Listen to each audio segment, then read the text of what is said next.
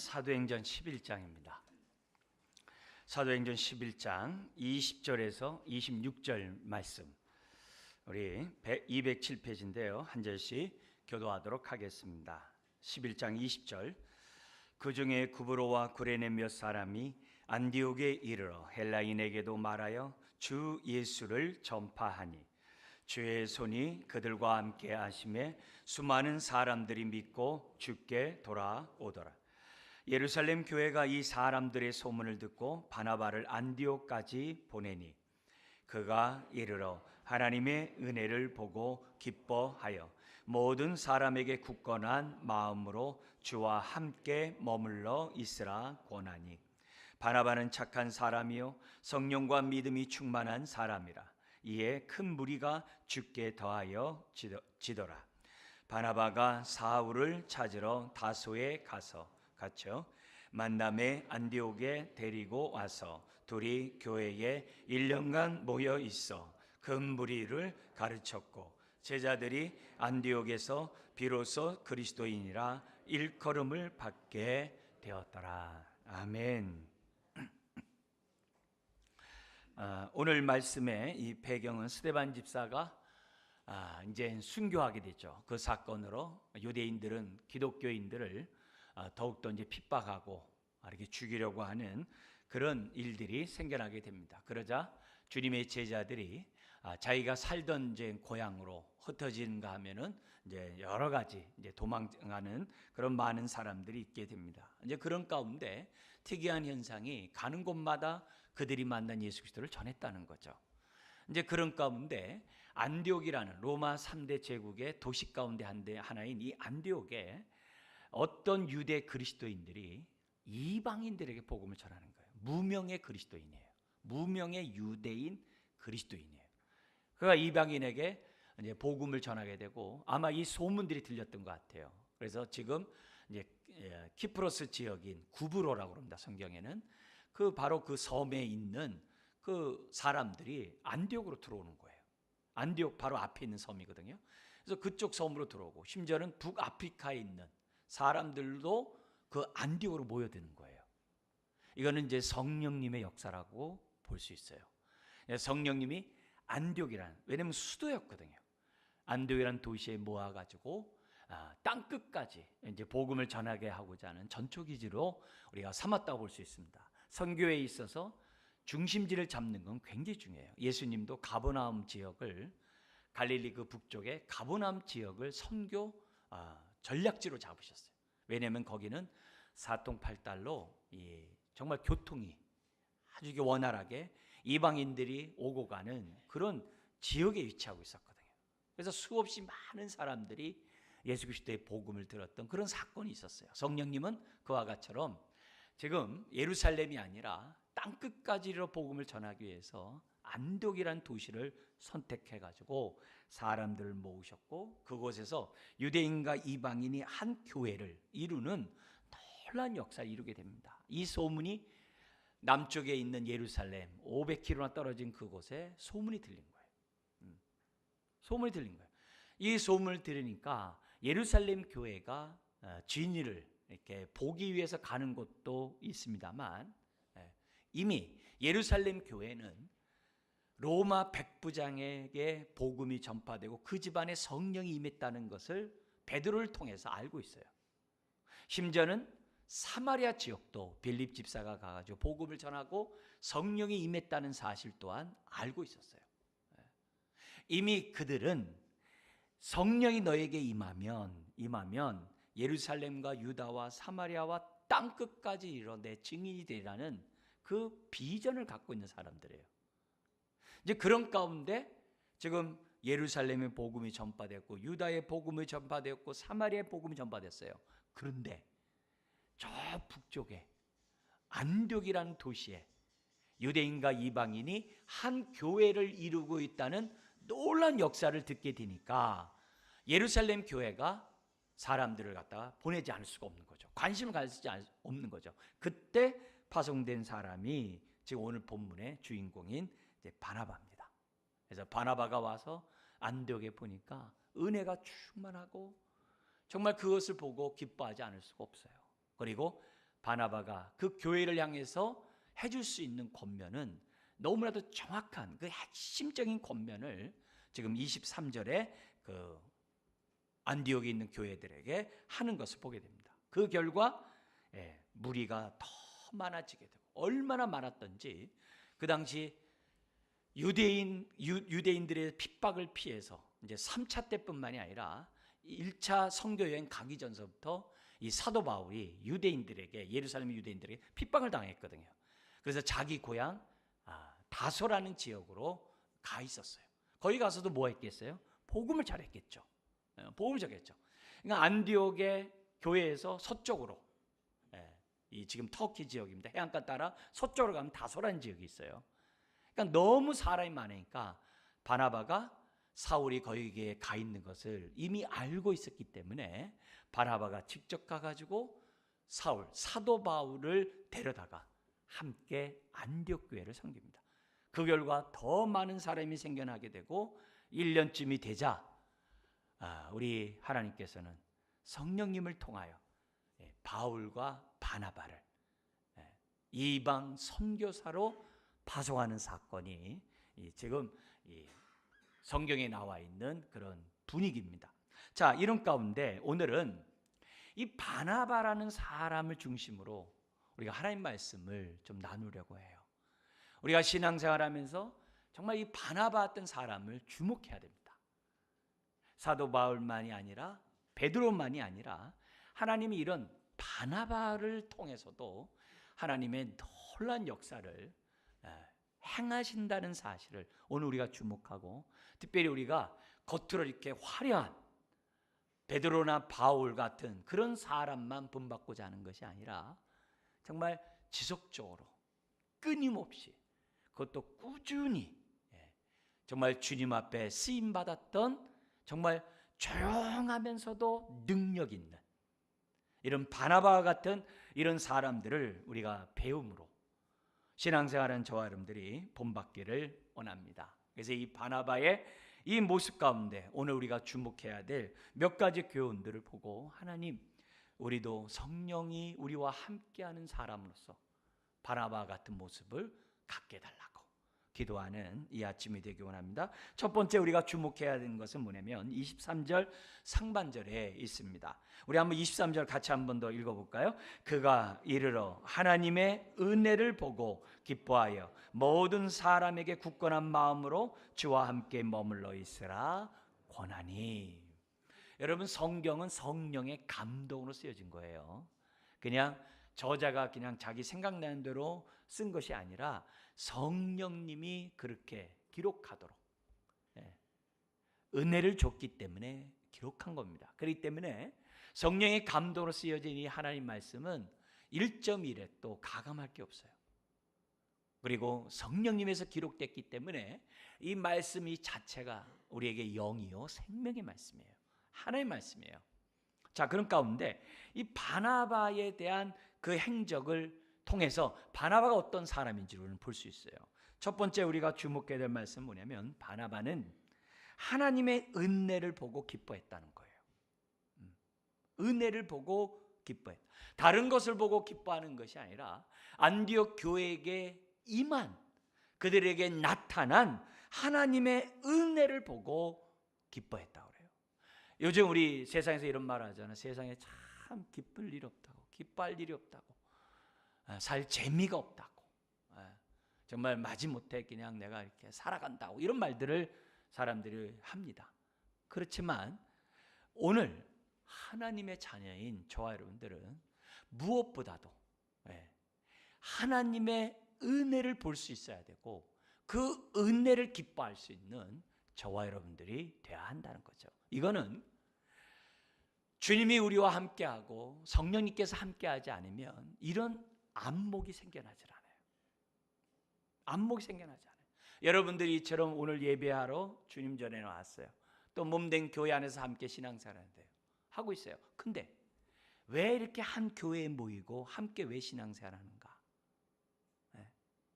누가 좋아서 뭐 어떤 프로그램이 나한테 마음에 들어서 뭐 이렇게 뭐 사람이 뭐 나에게 뭐 잘해서 그렇게 해서 교회 생활했다가는 그것이 사라지는 순간에 흥미를 잃어버릴 거예요. 우리가 이처럼 교회에 모이고 함께 예배하는 그 이유가 하나님의 은혜 때문인 것을 우리는 잊어서는 안 돼요. 그걸 볼 수 있는 안목이 저와 여러분들에게 있어야만 하는 거죠. 바나바는 하나님의 안목으로 안디옥 교회를 본 거예요. 그들 가운데 있는 하나님의 은혜를 본 거예요. 그게 중요한 거예요. 그리고 그것을 보고 기뻐했던 사람이 바나바예요. 여러분, 이처럼 하나님의 은혜를 보면 그 사람이 이방인이든 외국 사람이 상관없어요. 한 형제 자매로 받아들이게 돼 있어요. 우리는 같은 이렇게 민족끼리 예배를 드리기 때문에 여기에 대한 실감이 잘 안 나요. 그렇지만 외국에 가가지고 외국의 교회를 가가지고 예배를 드리면 남달라요. 과거에 제가 우리나라에 이제 선교 한국을 이렇게 우리나라에 도입하기 위해서 그 담당자들과 함께 이제 미국 선교대를 간 적이 있어요. 한 2만 명의 대학생들이 모여가지고 전 세계 대학생들이 모여가지고 집회를 하는 거예요. 그런데 그 한 주간에 있는 동안 낯설지가 않아요. 거기에 온 외국 사람들 그 많은 나라에서, 너무나도 많은 나라에서 모여가지고 한 주간 수련회를 하는데, 저도 낯설지 않고 그 사람도 저를 낯설어하지 않아요.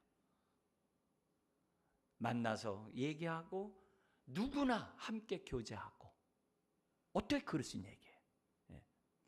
그들 안에 있는 하나님의 은혜가 보이기 때문에. 그들 또한 어떻게 돼요?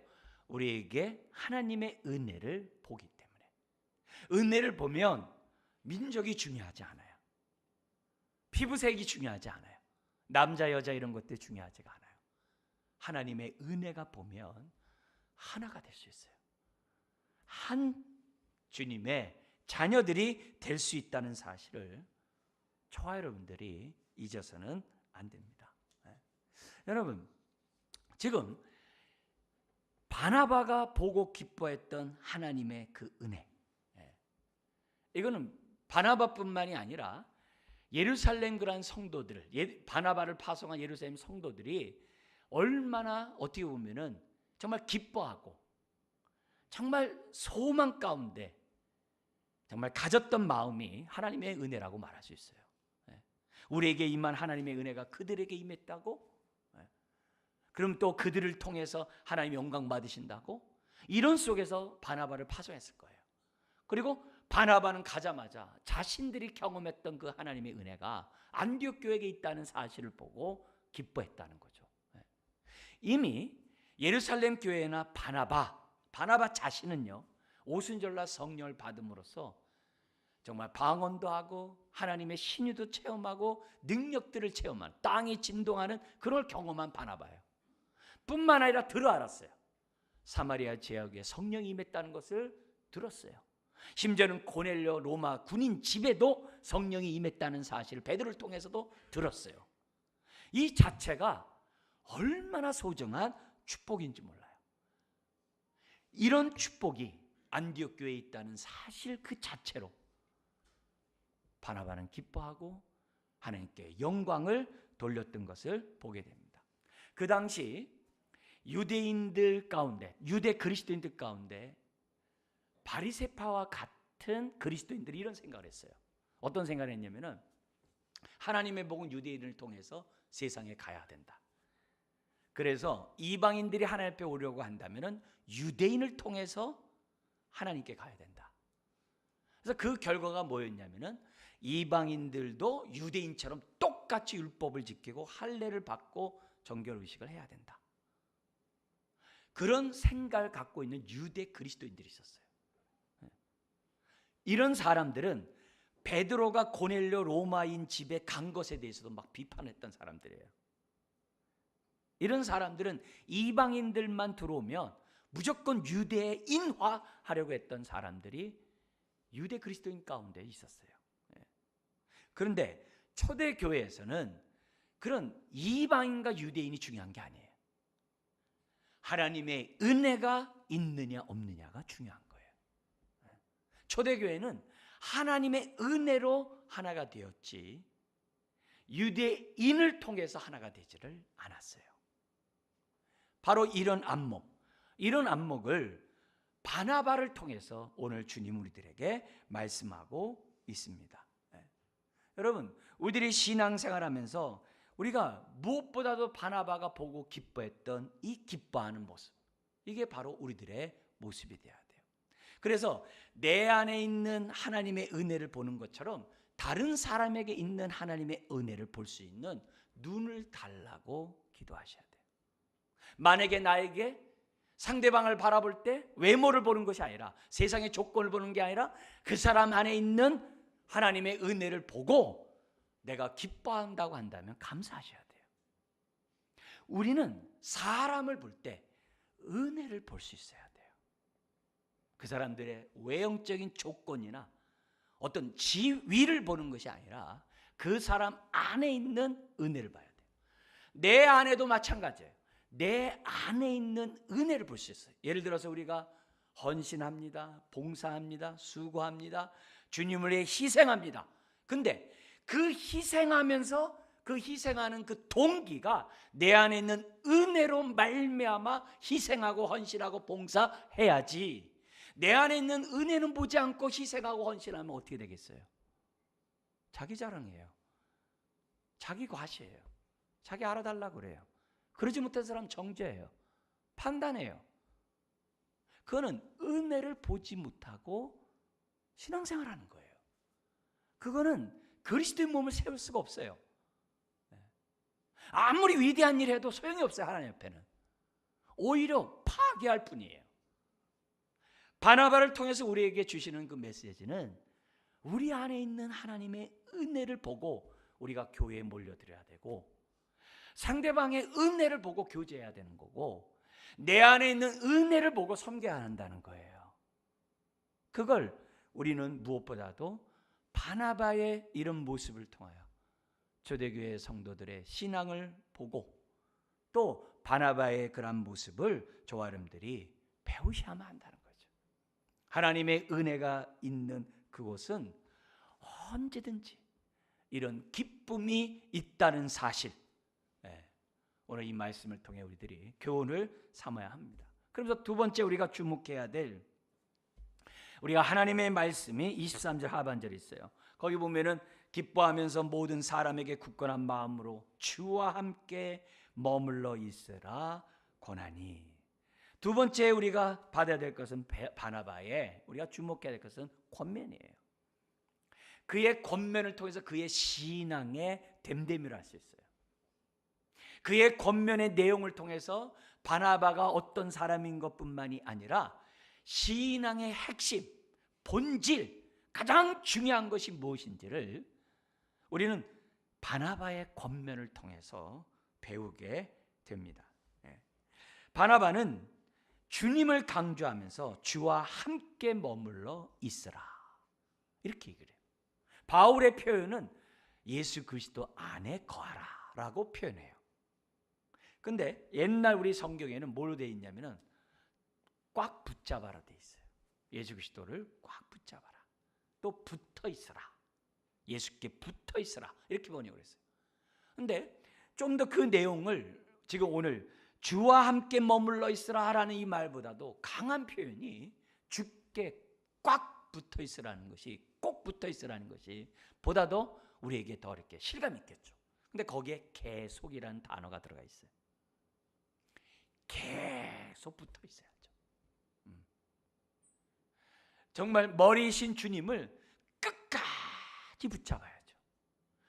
골로새서라는 신약 성경이 있는데 거기에 많은 이단과 잘못된 생각들이 그 안에 나옵니다. 골로새 교회가 그랬어요. 많은 금욕주의자들, 천사 숭배 사상들서부터 시작해가지고 많은 이단들 막 이렇게 너무 많았어요.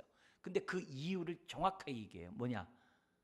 예수 그리스도를 꽉 붙잡지 않았기 때문이라고 그래요. 꽉 붙잡지 않으니까 세상 잘못된 그러한 유혹에 의해서 사람들이 어떻게 돼요? 그 꽉 붙잡는 손을 갖다가 느슨하게 잡고 심지어 어떻게 돼요? 그런 이단으로 빠졌다는 거예요. 그러면서 너희가 붙잡고 있는 예수 그리스도가 누구냐? 그걸 골로새서 강조해. 하나님과의 관계에서 그분은 하나님의 형상이요, 피조물과의 관계에서 창조주요, 교회와의 관계에서는 교회의 머리요 으뜸인 것을 강조하면서 그분만을 붙잡을 것을 골로새 얘기하거든요. 그러니까 그들이 예수를 모르기 때문에 꽉 잡지 않았다는 거예요.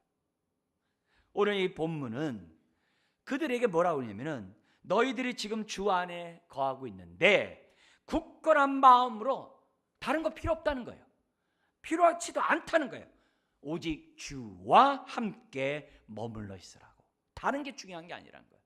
안디옥 교회가 사람이 많아졌을 때 교회가 든든히 서가려면 조직을 세워야 되고 막 이렇게 무슨 어떤 프로그램을 세워야 되고 그런 게 아니에요. 주님과의 관계를 더욱 굳건히 하라. 그 권면을 했다는 거예요. 이거는 신앙생활에서 가장 핵심이에요. 본질적인 거예요. 우린 주님과 하나 되고자 해야 돼요. 주님과 온전히 연합되고자 해야 돼요. 그게 핵심이에요. 그잖아요. 교회 생활이나 우리 가정 생활이나 사람과의 관계에서 중요한 게 뭐예요? 어떤 조건으로 어떤 비즈니스를 만나는 것이 아니라 우리가 인격 대 인격으로 만나는 게 중요하잖아요. 하나가 되는 게 중요하잖아요. 그런 것처럼 안디옥 교회가 이미 주님을 믿고 주님 안에 거하는 것을 그가 본 거예요. 그런 은혜를 본 거예요. 단순히 성령 역사만이 아니에요. 본 거예요. 그러니까 뭐라 그래요? 굳건한 마음으로 주와 함께 계속 머물러 있어라. 계속이란 단어가 있어요. 계속 머물러 있어라. 머리신 주님을 끝까지 붙잡으라는 것을 얘기하고 있어요. 여러분, 계속 머물라는 말은 무슨 말이에요? 머물지 못하도록 하게 요소들이 있다는 거죠. 왜냐하면 안디옥 지역은 아주 다 신을 숭배하고 있는 도시거든요. 황제 숭배서부터 시작해가지고 온갖 신을 갖다가 다 섬기고 있는 도시거든요. 이미 그들은 이방인으로 이교도에 들어가 있던 사람들이에요. 이런 사람들이 예수 그리스도를 믿지만 끝까지 믿지 못하게 한 요소들이 많이 있거든요. 그러지 않도록, 떠내려가지 않도록 머물라 이거죠. 계속 머물라 이거죠. 주님만을 끝까지 붙잡으라는 거죠. 오늘날도 마찬가지입니다. 우리가 예수 그리스도를 믿지만 예수 그리스도를 믿지 못하게 하는 많은 유혹들이 있어요. 많은 이유들이 있어요. 많은 잡생각들이 있어요. 나로 하여금 예수 그리스도 안에 머물지 못하게 하는 요소들이 많이 있습니다. 그러한 거. 심지어는 베드로 같은 사람은 성령 받기 전에 자부심이 있었어요. 나는 제자라고. 그래서 예수님 앞에 얘기를 해요. 다른 제자들이 다 주를 버리고 떠날지라도 저는 안 버리겠습니다. 웬걸 3번이나 부인해요. 그는 예수님을 붙잡고 있는 것이 아니라 자기를 과신하면서 자기를 붙잡고 있는 사람이에요. 3번을 부인할 것을 자기가 상상지도 못하는 그런 사람이었던 거예요. 예수님을 붙잡고 있는 것이 아니었다는 거죠. 오늘도 수없이 많은 것이 우리로 하여금 예수님을 붙잡지 못하게 하고 예수 안에 거하지 못하게 하는 것들이 많이 있어요. 그런데 바나바는 안디옥 교회들에게 지금까지 잘하고 있는데 예수 안에 어떻게 해요? 계속 머물러 있길 권면하고 있는 것을 보게 됩니다. 성경에서는 예수와 함께 머물라는 이 표현을 다양하게 표현해요. 여러분들이 익숙한 표현이 뭐냐면 포도나무와 가지의 비유. 예수님이 요한복음 15장에서 예수님이 포도나무고 예수 그리스도를 믿는 사람을 가지로 비유로 말씀하신 내용이 있어요. 그러면서 내가 너희 안에 너희가 내 안에 거하라. 즉 하나가 되라는 거죠. 그래야면 무엇이든지 구하라 내가 응답해 주겠다라고 약속을 해요. 그 말씀이 있거든요. 그럼 포도나무와 가지라는 그 비유를 통해서 예수님이 하시려고 하는 게 뭐예요? 연합을 신비를 얘기하는 거죠. 주님과의 믿는다는 것은 하나 되라는 거죠. 주님이 우리 안에, 우리가 주님 안에 있는 것이 믿는 거지, 머리로 예수님을 내가 어느 정도 내가 지식적으로 안다고 해서 믿는 것이 아니라는 거죠. 믿는 것은 예수님을 전체로 받아들이는 것을 믿는다고 그래요. 어떤 사람은 예수님의 말씀 가운데 좋은 성경 규절만 믿고 따라가는, 신봉하는 사람들도 있어요. 그럼 머리로 몇 개 성경 규절을 알고 인용하는 거겠죠. 그거는 믿는 게 아니에요. 믿는 건 예수님 자신을 내가 다 받아들이는 것이 믿는 거예요. 그분의 말씀만이 아니라 그분의 성품, 그분의 생명, 그분의 인격, 그 모든 걸 받아들이는 것, 그걸 담고자 하는 사람이 믿는 거예요. 여러분, 사람과의 관계도 마찬가지잖아요. 서로 간에 신뢰할 수 있는 그런 것이 뭐겠어요? 그런 것 없이 어떻게 신뢰하겠어요? 가정도 마찬가지죠. 부부관계나 이런 모든 관계들이 이런 관계 없이 어떻게 신뢰를 하고 하나가 되겠어요? 그런 의미에서 바나바가 권면한 이 권면의 내용을 우리가 주목해야 됩니다. 우리 예수님은 이 연합에 대한 이 얘기를 다양하게 얘기를 해요. 예를 든다면 나를 따르라, 나에게 오라. 심지어는 뭐라고 하냐면은 나를 먹고 마시라 그래요. 내 말을 그냥 단순히 듣고 믿으라 라는 차원의 얘기의 차원이 아니라 나를 먹고 마시래요. 내 살과 피를 먹으라 그래요. 그게 믿는 거예요. 그게 영접하는 거예요. 우린 그걸 다른 말로 인격적으로 주님을 만났다 그러고, 전인격적인 주님을 내가 받아들인, 나의 주님으로 받아들인다라고 표현하고 있어요. 주님이 우리들에게 지금 바나바를 통해서 말씀하시는 이유는 뭐냐? 본질에 집중하라는 거예요. 주님과의 관계가 견고한 얘기예요. 지금 머리신 주님을 꽉 잡고 그분으로부터 내가 지금 공급받고 있는 얘기예요. 가지가 나무에 붙어 있어야 열매를 맺죠. 한순간이라도 떨어지면 열매를 맺을 수가 없어요. 믿음은 연합이라는 것을 우리들에게 말씀하고 있어요. 오늘도 우리들이 신앙생활하면서 내가 얼마나 주님과 붙어 있는지를 오늘 이 시간에 점검하셔야만 해요. 우리가 이제 40일 신앙훈련을 이렇게 합니다만, 왜요? 붙어 있는 훈련하는 거예요. 주님과 꽉 붙어 있는, 그것도 지속적으로 붙어 있는 그 힘을 얻기 위해서 40일 신앙훈련하는 거예요. 왜 우리가 말씀을 묵상하고 왜 기도하자고 그래요? 그래야 붙어 있거든요. 그게 붙어 있는 거거든요. 말씀을 내가 묵상할수록 나는 예수 안에 거하는 것이고, 그 말씀에 따라 순종할수록 더욱더 굳건히 붙잡고 있는 신앙의 모습이기 때문에 우리는 하나님의 말씀을 묵상하자고 그러는 거예요. 잘 안 되니까 쓰자는 거예요. 읽는 것은 안 되니까. 그것도 안 되니까 암송하자는 거예요. 왜요? 그래야 주님이 내 안에 있는 것을 내가 느끼니까, 내가 경험하니까. 기도가 뭐예요? 기도 자신도, 기도의 가장 본질적인 게 뭡니까? 내 필요를 구하는 게 기도가 아니에요. 본질적인 기도는 나에게 말씀하시는 하나님의 말씀을 깨닫게 해달라고 하는 것이 기도예요. 그리고 깨달은 대로 순종하게 해달라고 하는 것이 기도예요. 나머지는 나의 필요한 것을 더하여 주시겠다라고 주님이 말씀하신 거예요. 그런 의미에서 오늘 우리들이 주와 함께 머무는 이 방법, 우리가 40일 신앙훈련하면서 정말 우리가 행하는 그것이 우리로 하여금 주와 함께 머무는 아주 본질적인 방법이라는 사실을 저와 여러분들이 잊어서는 안 됩니다.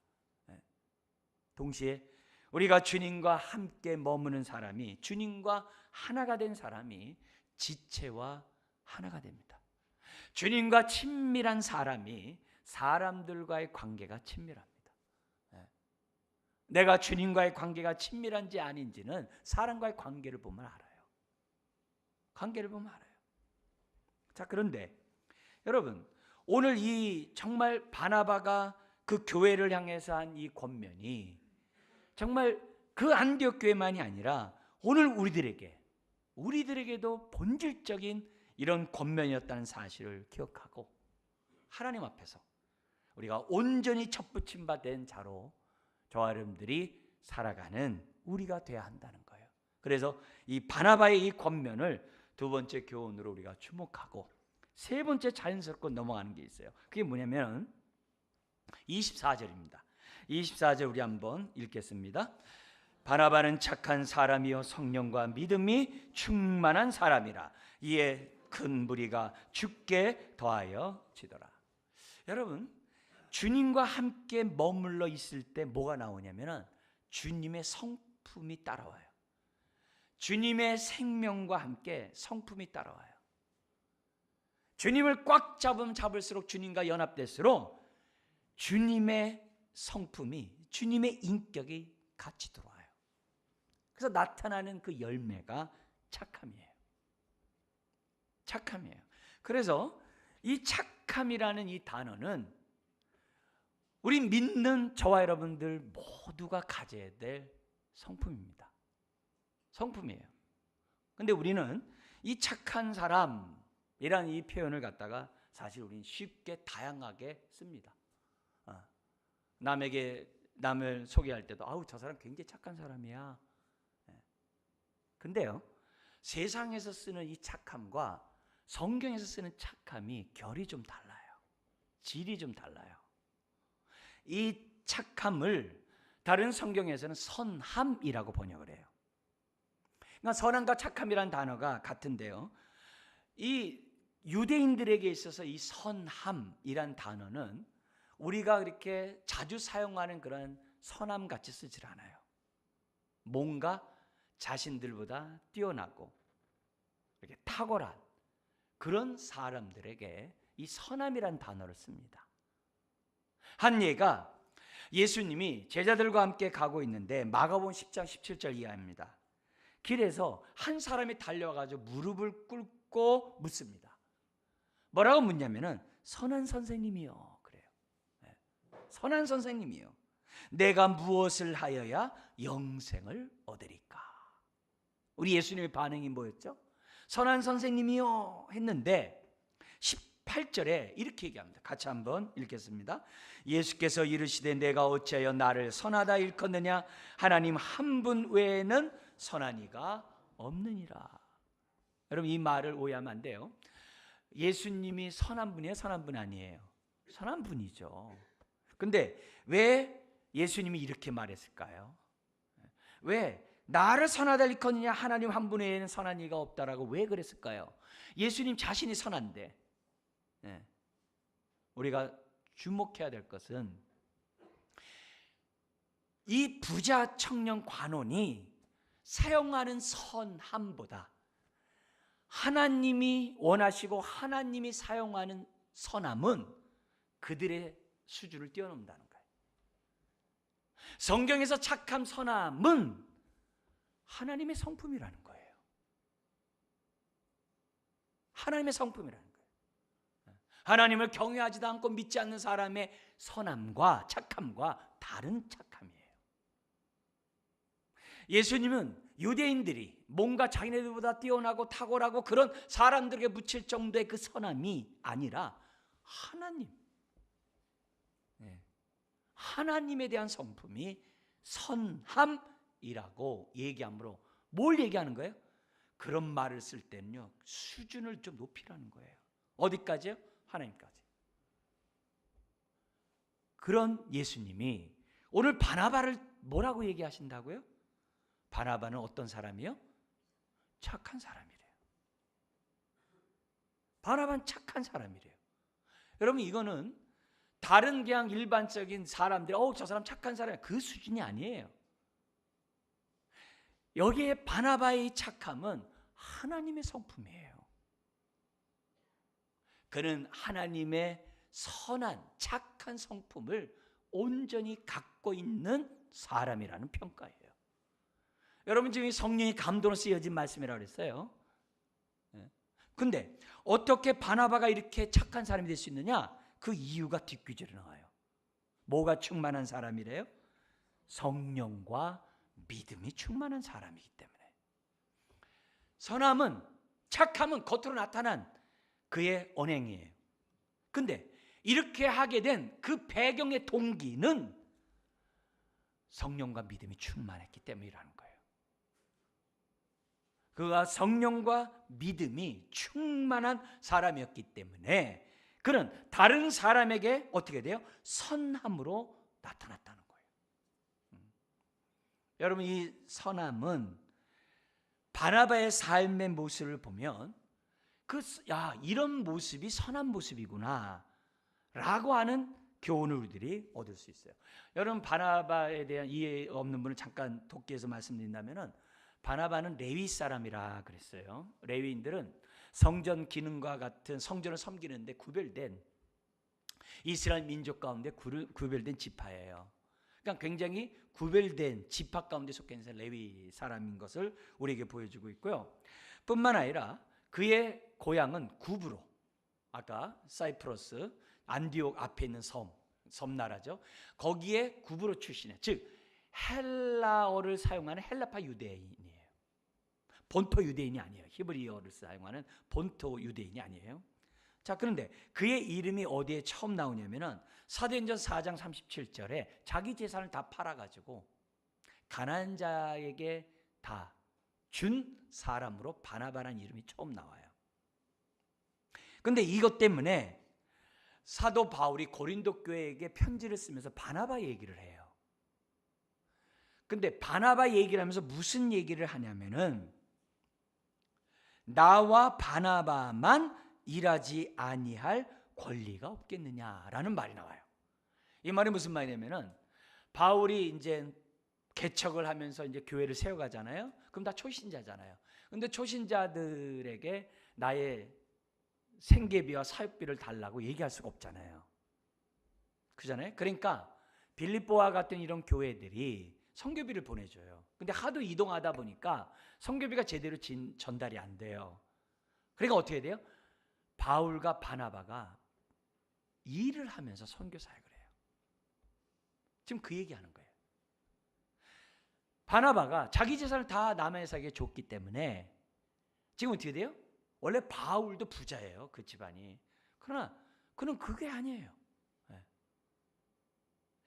모든 것을 다 주를 위해 내놓던 사람으로 성경에 등장을 해요.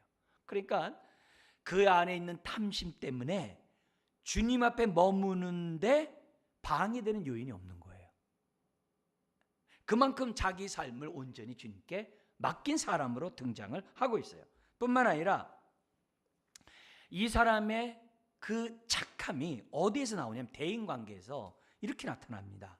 사도행전 9장 27절에 보면은 사울이라는 사람이 예수 믿는 사람을 잡아들이기 위해서 다메섹까지 가다가 부활의 주님을 만나잖아요. 그러고 나서 거기서 복음을 전하기 시작해요.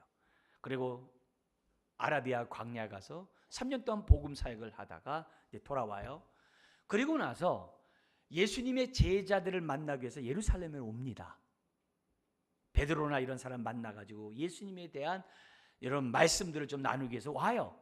근데 사람들이 이 사울을 믿지 못하는 거예요. 왜요?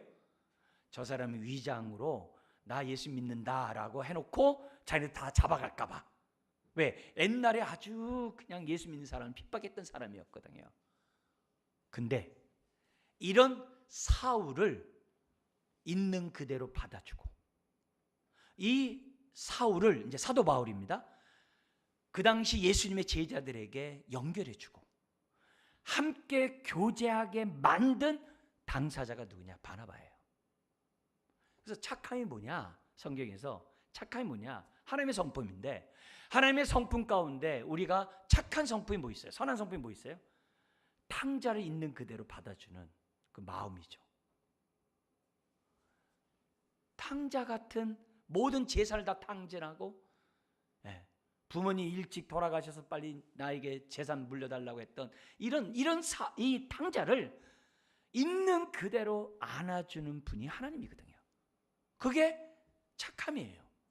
그래서 이 바나바는 그런 사울이라는 그런 사람을 변한 그대로 다 받아줬어요.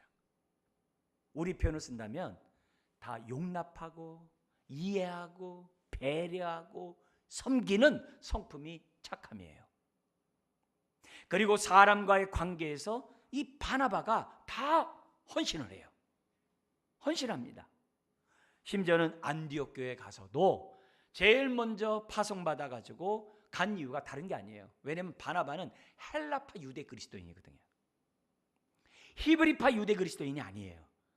헬라파 유대 그리스도인들은 이방인들에 대한 포용력이 커요. 포용력이 커요. 그러니까 안디옥 교회를 다 품을 수 있는 성품을 갖고 있는 사람이 바나바였기 때문에 그래요. 그게 착함이에요. 그런데 이런 착함이 뭐로부터 왔다고요? 성령과 믿음이 충만했기 때문에 이런 착한 성품이 왔다라고 말씀하고 있어요. 그래서 이 착함은 세상에서 말하는 착함과 달라요. 여기에 착함은 성령으로 말미암아 남은 착함이기 때문에 새 사람의 성품이에요. 그래서 이 새 사람은 옛사람을 누를 수 있고요, 옛사람을 십자가에 못 박을 수도 있고요, 옛사람을 따라서 내가 뭔가 이렇게 주님을 꽉 잡는데 방해하는 요소들을 억제시킬 수 있는 능력이 바로 새 사람의 성품인 착함이에요. 착함이에요. 여러분, 옛사람의 모습을 가지고는 하나님의 성품이 안 나와요. 그죠?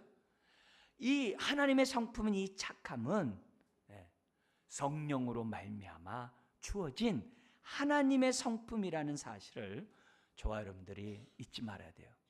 그러면 동시에 왜 이런 얘기를 해요? 오늘 저와 여러분들이 성령 받은 사람이거든요.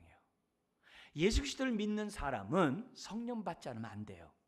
성령 받지 않으면 아무도 하나님 아버지라 고백할 수 없어요. 아무도 예수를 나의 구세주로 영접할 수 없어요. 나의 주님으로 고백할 수 없어요. 내가 한다는 자체가 성령님이 나와 함께 한다는 증거예요. 이런 사람들은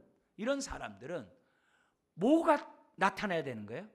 주님과 그 주와 함께 머물므로, 접붙임 받음으로, 가지와 포도가 붙어 있음으로 말미암아 주님의 성품과 생명이 그대로 나타나야 돼요. 그게 뭐예요? 착함이 돼야 돼요. 여러분, 오늘 내가 얼마나 하나님의 성품인 이 선함이 있는지를 보셔야 돼요. 내가 얼마나 사람을 이해하고, 사람을 배려하려고 하고, 사람을 용납하려고 하고, 사람과 내가 하나 되고자 하고, 사람과 내가 어떠든지 간에 하나님의 뜻을 이루고자 하는지, 나의 이 착함을 봐야 돼요. 이런 착함을 봐야 돼요. 이게 저와 여러분들 다 있어야 돼요. 그리고 이것이 온전히 되도록 성령과 믿음이 충만한 사람이 되어야만 해요. 만약에 우리가 성령 충만하지 않으면 다시 옛사람이 돌아오겠죠. 옛사람이 나오겠죠.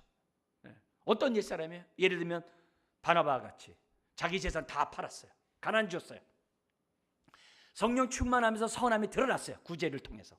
근데 성령 충만하지 않으면 어떻게 되겠어요? 구제하면서 누가 이거 좀 안 알아주나? 나 구제하는 사람이야 하면서 자기를 드러내려고 하겠죠. 그거에 대해서 안 알아주면 섭섭하다고 생각하겠죠. 그건 선함이 아니에요. 그건 착함이 아니에요. 그건 아니에요. 그러니까 바나바의 이런 이 선한 이 모습은, 바나바의 삶을 모습 볼 때 정말 그는 자기 재산을 팔아 구제한 그 모습에 대해서 알아달라고 얘기하지도 않아요. 왜요? 성령 충만한 사람이었기 때문에. 오늘도 우리가 신앙생활하면서 옛사람이 꿈틀거리고 옛사람이 나를 다시 지배하려고 얼마든지 호시탐탐 노리고 있어요. 그걸 이길 수 있는 것이 성령 충만이거든요. 성령을 근심케 하고, 성령을 갖다가 우리들이 회방하고, 성령을 소멸하는 행동을 갖고 있다고 한다면 이거는 정말 가지로서 이렇게 착함을 맺는 열매의 모습은 아니라는 거죠. 바나바를 통해 세 번째 우리에게 주는 이 교훈의 말씀, 저와 여러분들이 본받으셔야 됩니다. 여러분, 우리가 성령 없이 스스로 착할 수 있겠죠. 그러나 그는 한계가 있을 수밖에 없어요. 주님이 우리들에게 요구하는 것은 성령으로 말미암아 하나님의 성품을 담기를 원하는 이런 모습을 오늘 우리들에게 가르쳐주고 있어요. 여기 성령과 믿음이 충만함을 통해 우리가 알아야 될 것은요, 성령은 믿음으로 받는 거지 다른 것으로 받는 게 아니에요.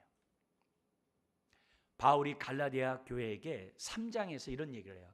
갈라디아 교회가 바울을 통해서 복음을 받아들였는데 아까 거짓 선생들이 들어와 가지고 너희들 유대인이 돼야 돼, 너희들 예수 믿는 곳으로 천국 가는 게 아니라 율법을 지켜야 되고 할례를 받아야 천국 가, 이렇게 얘기를 한 거예요. 거기에 갈라디아 교회 사람들이 글로 휩쓸린 겁니다. 그 얘기를 듣고 바울이 갈라디아 교회에게, 갈라디아는 터키 중부 지역에 있는 나라, 그 지역이에요. 편지를 쓴 거예요. 그래서 뭐라고 그러냐면은, 이 어리석은 자들아, 너희가 성령을 율법을 행함으로 받았느냐 믿음으로 받았느냐, 이렇게 얘기를 해요. 너희들이 믿음으로 받은 것이 아니냐.